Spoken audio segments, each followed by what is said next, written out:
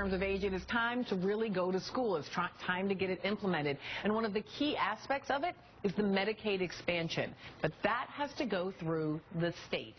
And as we've talked about since the program started this morning, the states have been consistently problematic. So let's see if we can answer to Vicki's question. What happens if you live in a state and Bobby Jindal is your governor? She talked about Texas. What the Medicaid expansion does is, under the Affordable Care Act, anyone up to the 138% of poverty is eligible for Medicaid if the state chooses to expand Medicaid. Over the long run, the state only pays 10% of the cost. The federal government pays 90% of the cost. In the first 3 years, the federal government pays 100% of the cost. Now, the state that has the highest uninsured rate in the country is Texas. So you it is opting out of Medicaid. That's right. You would expect Texas to be clamoring to get in to expand the Medicaid, to agree to expand Medicaid. Yeah. But instead, Governor Perry has said, no, we're not going to expand Medicaid. What that means is that ultimately the system will cost more because people will go, instead of getting things taken care of when they're fairly inexpensive, they'll wait until they get serious. They go to the emergency room. It costs everybody more. But ironically, the people in Texas will still be paying taxes to insure people in other states. So it makes no sense whatever. But it makes political sense if what he's trying to do is to be able to say, you're a poor person living in Texas, look, Obamacare has done nothing for you, right? Because in fact, he stood in the way of it happening. But it's not just poor people who want this. And this is why I think even people like Governor Perry ultimately will accept the Medicaid expansion. The hospitals want it. The hospitals need to get paid. And even the chambers of commerce, who are not generally thought of as advocates for the poor.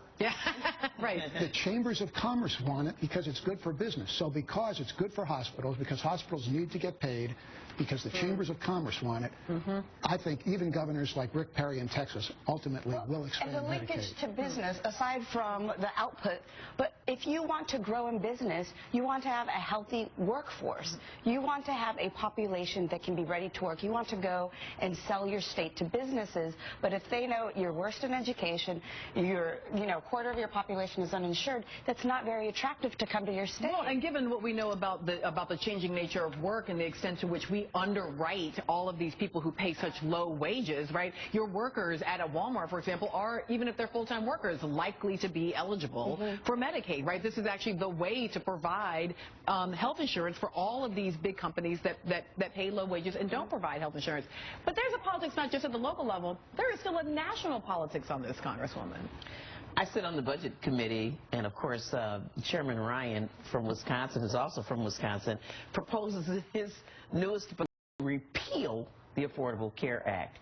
But of course, he keeps all of the taxes savings from the Affordable Care Act. I mean, you hear about the $710 million that was raided from Medicare. I mean, that was money that was taken from insurance companies. The Medicare Advantage, the advantage inured to insurance companies. Then he cuts an additional $810 million out of Medicaid. So instead of the 16 million uninsured people that we're trying to reach, 16 to 21 million we're trying to reach through the Affordable Care Act, there'd be 50 million people who are uninsured. Wow. Including, as Michelle Bachmann talks about, those women who would no longer be seen as having pre-existing conditions just by the gender rating. Just by being a woman. Just by being a woman. Yeah.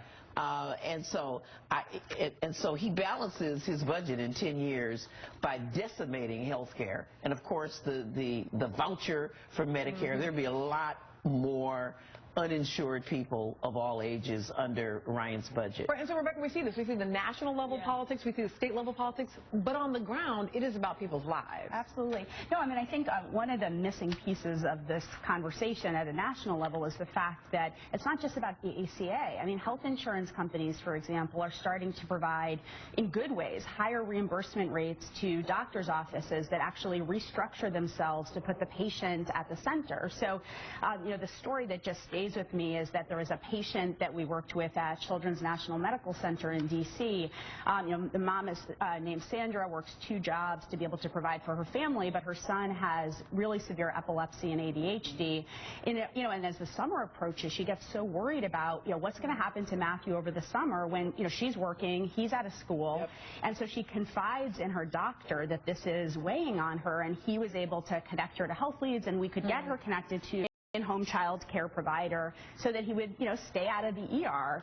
And, that's what it really means for healthcare to be focused on the patient. We should have a healthcare system where patients can talk to their doctors about these issues. That's almost a magical story, right? The idea of, one from some other kind of decade, it feels like, where you have a doctor, exactly. A doctor that has the time to talk to you, who would take follow-up action afterward. And it's not because doctors are bad people, but because the system that we're operating in. The idea of just having a physician in whom you could confide. And if there's some way that ACA, I do want to ask this one last question of you, Congresswoman. Will we, 20 years from now, look back and remember that ACA was the turning point, that this, kind of 3-year-old little bill, if we can manage to not let it die?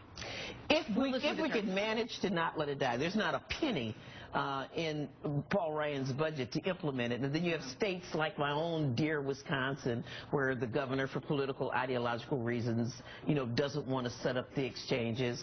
But there was something I wanted to share with you. I went to Russia, broke my finger, went to the hospital, the doctor x-rayed it, said it. I whipped out my Blue Cross Blue Shield card, and they all just kind of looked at me like, right. What do we need this for? Right. Got back to Washington, D.C., went to Bethesda. They said it perfectly, and honestly, this finger is the only thing on my body that doesn't hurt.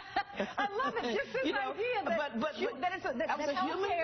healthcare is a fundamental human right, and that we ought to provide it to everybody, including undocumented folks, visitors, everybody, right? It's a fundamental human right. Maybe this will be the turning point. We will continue to keep our eye on ACA implementation. I also want to say thank you to my panel, Congresswoman Moore with her very well-fixed Russian finger, Rebecca, Jay, and Victoria. Up next, the courtroom bombshell that dropped in the NYPD stop and frisk trial this week.